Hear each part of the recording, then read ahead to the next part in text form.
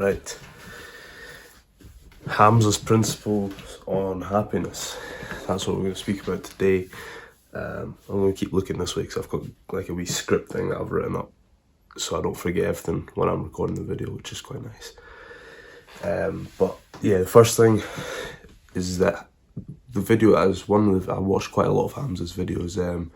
If you've not heard of him, I'd recommend you go check him out. He's very open and honest about all this sort of self-improvement sort of stuff and how to get better as a human. And yeah, he does talk a lot from sort of a male perspective, but there's a lot of stuff that can be applied just in life for anyone really. So like he does talk about happiness being as the feeling of happiness, whereas, you know, from watching my other videos, I talk about happiness as like the sort of long-term state of being, the long-term fulfillment. And like, it's a kind of quite, I brought up a debate in myself about whether I should be redefining happiness as that sort of long-term fulfillment and stuff, or whether, because I still use like, oh, I felt happy and stuff, like I use it to describe the emotion. So I don't know if it's maybe just to speak about fulfillment instead of happiness, because, you know, at the end of the day, happiness is probably that feeling that like I used to describe it, just happiness as joy. But I don't know if there's not really any point in redefining it, rather just explaining long-term happiness and short-term happiness, or fulfillment and joy, like, you know what I mean. So I think whenever I speak about it in these videos, I'm going to define it just to make it less confusing. So if I'm talking about fulfillment, I'm going to talk about long-term happiness. And if I'm talking about short-term happiness, I'm going to talk about joy. I'll describe it in the video. That was just kind of the first sort of thing that I learned from this video that I watched in him. Now those principles about happiness that Hamza talked about, there's 3 of them. The first one is, are you proud of your recent work rate? All of these principles, by the way, are sort of just kind of, it's almost like a, what's the word? It's like an assessment of where you are. So, are you proud of your recent work rate? The reason that's important is because when you're lazy, you feel like shit. Like you don't enjoy being that lazy guy. I know I don't enjoy being lazy. So that does affect your mood. Like if you've been lazy the last week and you've done nothing, you don't look at me right now and tell me that you're proud of yourself, because you're not. Because you've been lazy for the last week, you've not done anything productive. When you feel lazy about yourself, you don't enjoy yourself. And do you actually think that you work hard enough? I know that's something that I think about when I journal after training and stuff, is did I actually work as hard as I could have in that training session, or did I just kind of go through the motions? Because there's a massive difference. Like, you can look like you're working hard, or you can actually work hard. Which do you think is going to benefit you more? Which do you think is going to get you to your goal quicker? I'm not going to answer it for you. I appreciate that you're an intelligent human being as well. So the next point is what I write here. So what can you do today to increase your work rate? If it's literally the case of you've not done anything for weeks or for months that's useful, just do something. Like, just do work. I don't know if you're a student or if you just have a job or something, but if it is like you have a job, obviously you go to work or whatnot, but do something that you wouldn't normally do. Clean up a wee bit extra. Stay an extra 5 minutes to make sure that everything's finished before you leave, instead of just leaving some people for the next shift. Small things like just do something is going to be advice for a lot of people.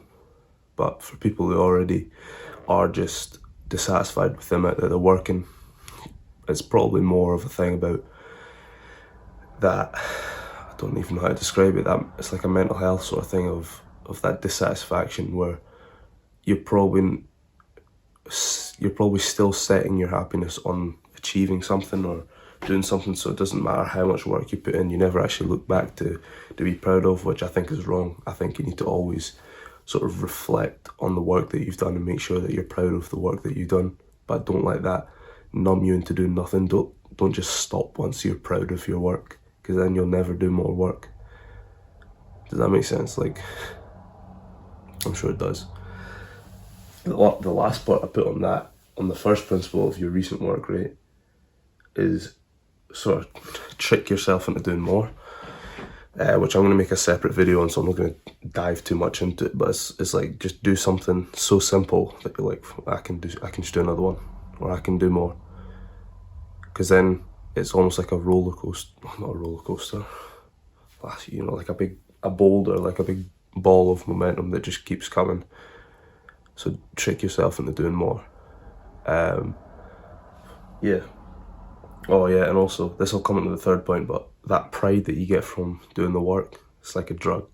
It's healthy for you as long as you know how to use it. Yeah. The second one of Hamza's principles, are you grateful? And Hamza certainly talks about how he doesn't think very many people are grateful, and to be honest, it's true. Like, I've never actually tested it for myself, but you go up to somebody today and say, what are you grateful for?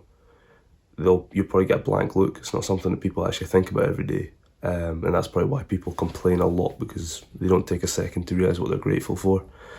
I think it's a really positive thing, and something I've never actually actively looked to do it every single day. Just like every few days I'll be sitting doing some like journaling. I'll be thinking, it's a nice ass journal, because I've got like the leather bound sort of stuff. I've got a nice wee pen that I like, and it's a satisfying process. I'm grateful that I could afford to buy that journal, and the fact that I got that pen. I think I got that pen from an art pack that I had to buy for my uni course in first year.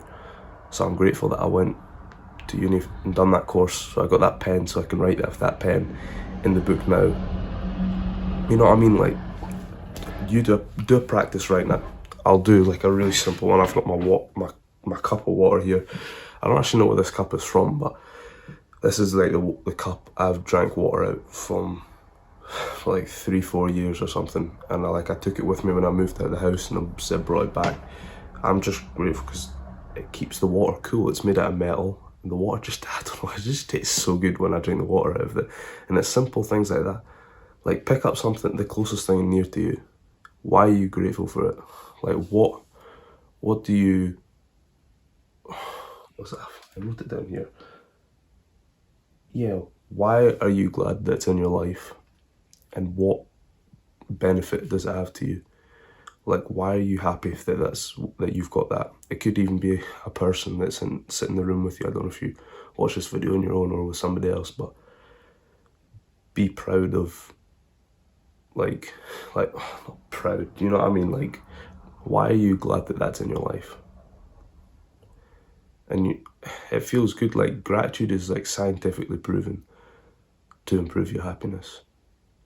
Mo Gaudat, I think that's how you pronounce his name, he speaks a lot about gratitude in his interview that he does with Stephen Bartlett. You'll have heard me bang on about him a few times.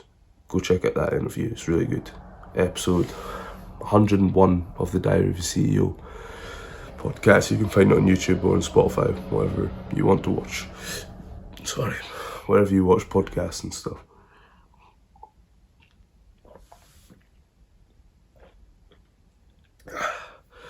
That takes me on to the third principle. What is it? Are you excited for something coming up?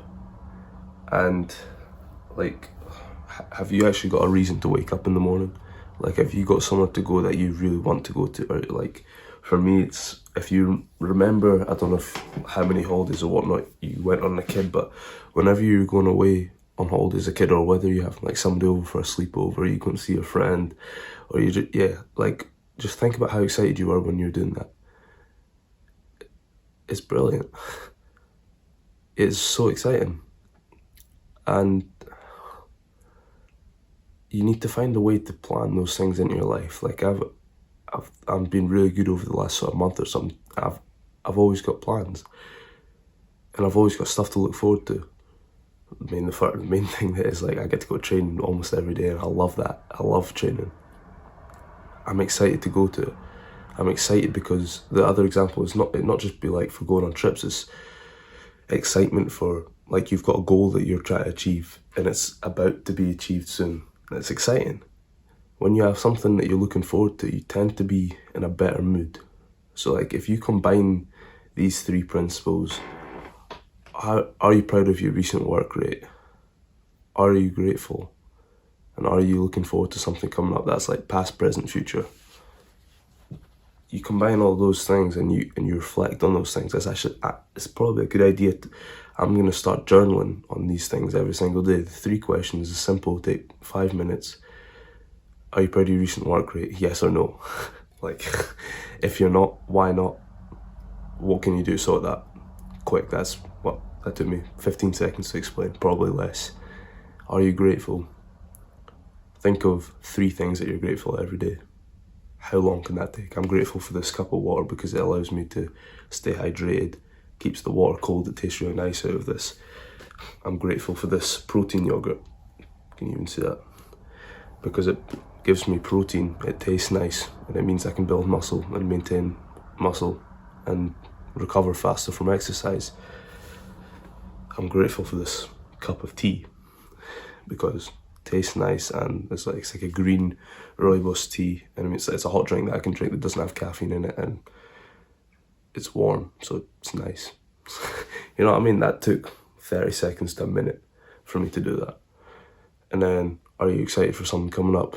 If you're not, make plans with your friend. If you don't have friends to make plans with yourself. Go do something on your own. Go for a walk.